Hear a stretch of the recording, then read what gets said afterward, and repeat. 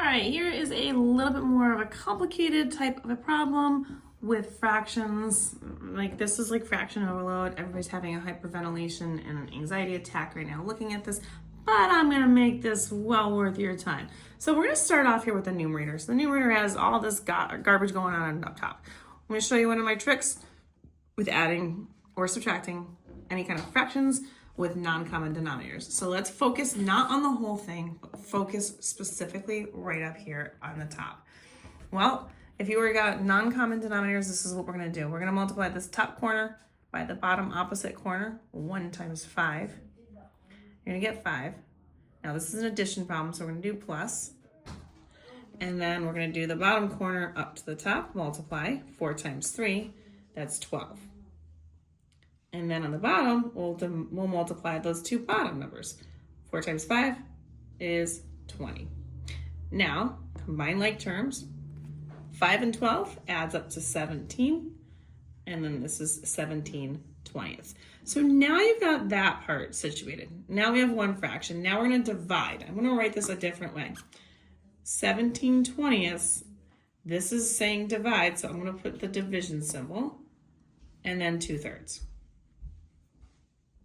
Okay, so now, this is terrible. Let me fix that. All right, now, if we remember our division rules, which many of you remember, maybe not well, KCF, keep, change, flip. Keep that 17/20. Change this division to multiplication. Put the dot here. And then we're gonna flip this fraction over to make it reciprocal, which would be 3/2. And then we're gonna go ahead and then take a look at our multiplications. So we multiply 17 times 3, and when we do that, you end up with 51.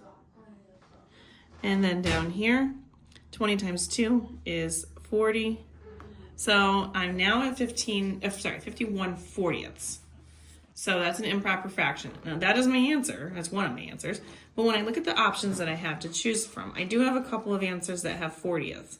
So since this one's 30ths, this is 15ths, these are gone. We know they're not gonna be those. Now I have to figure out what's gonna happen here.